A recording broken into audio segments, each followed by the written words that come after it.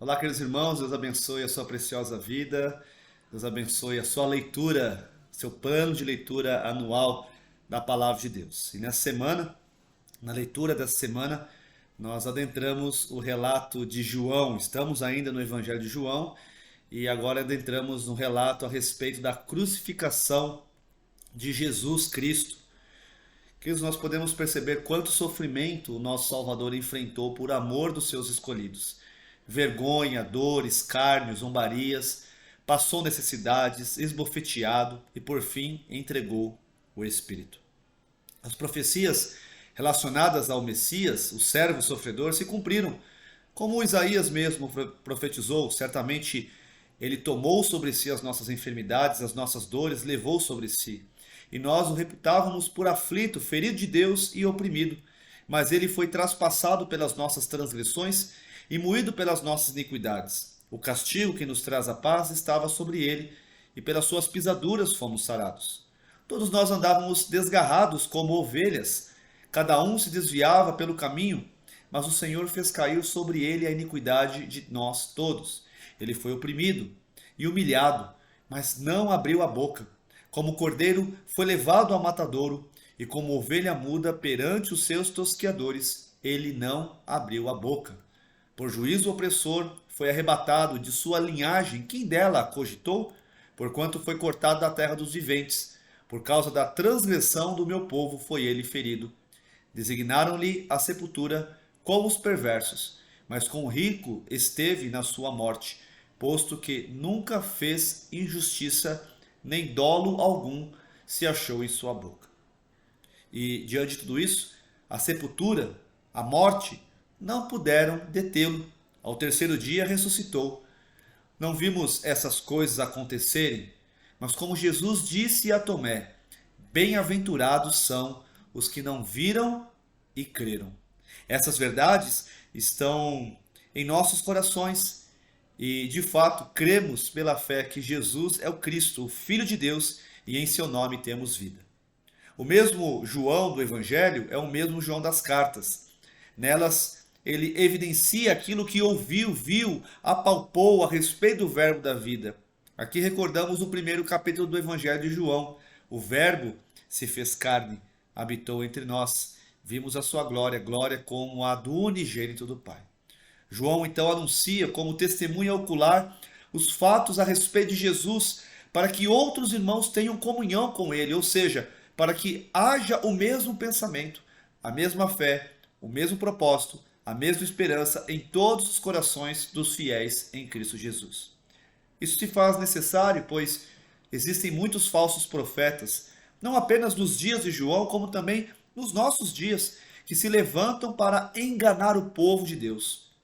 Eles alegam que não existe pecado, que ninguém comete pecados, mas ao contrário disso, João revela a mensagem: Deus é luz, nele não existe trevas. Se temos comunhão com Cristo, logo estamos e devemos estar sempre na luz.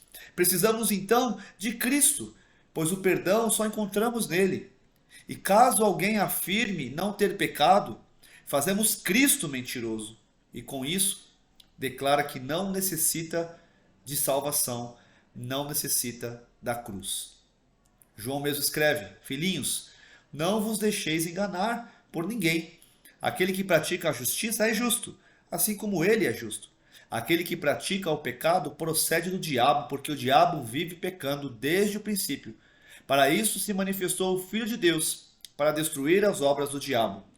Todo aquele que é nascido de Deus não vive na prática do pecado, pois o que permanece nele é a divina semente. Ora, esse não pode viver pecando, porque é nascido de Deus. Entrando nos livros históricos do Antigo Testamento, no livro segundo Crônicas, damos continuidade ao relato dos reinados em Judá. A história revela a intercalação entre reis maus e bons. Acás, pai de Ezequias, fez aquilo que era mal perante o Senhor. Mas num ato misericordioso, Deus move o coração de Ezequias para andar pelo caminho da retidão. Ezequias então reabre os portões da casa do Senhor, ordena aos levitas que retirem as coisas imundas de lá, admoesta-os por causa dos pecados cometidos, restabelece o culto, restaura a celebração da Páscoa e resolve no seu coração, diante do Senhor, a restaurar a aliança que fora quebrada pelo povo. Houve uma verdadeira reforma da fé.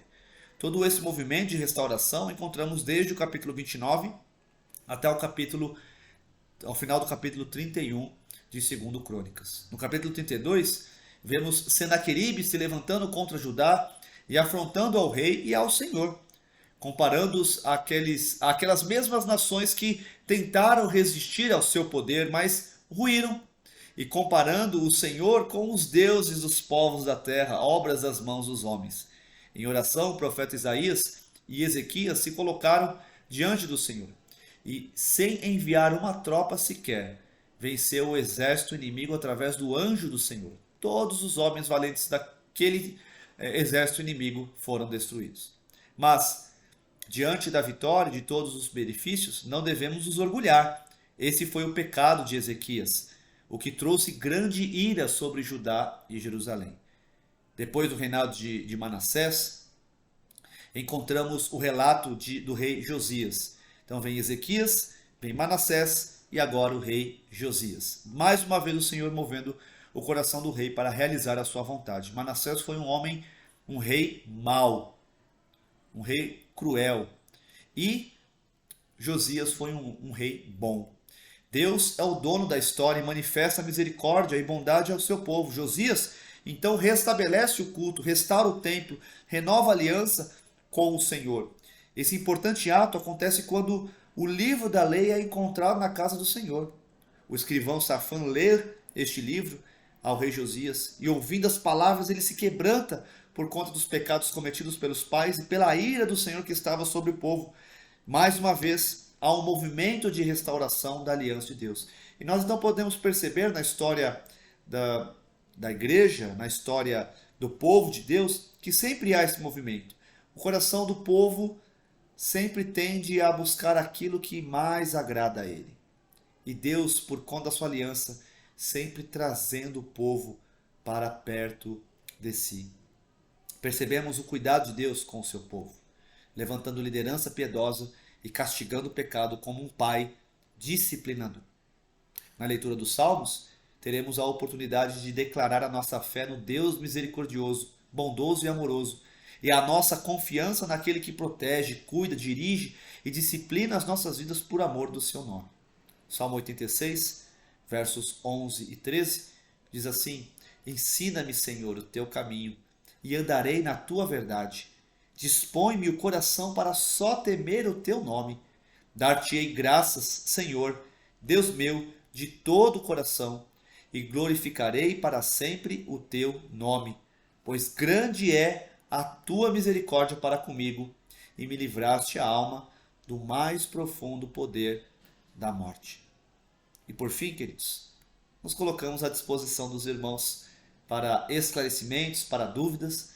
Que Deus assim abençoe a sua vida, que Deus te dê forças, que Deus te dê graça para você assim conseguir alcançar este objetivo gracioso, maravilhoso de conhecer Jesus Cristo, de conhecer a palavra de Deus nesse nosso plano de leitura anual da Bíblia. Que Deus assim abençoe a sua vida e o seu coração, em nome de Jesus.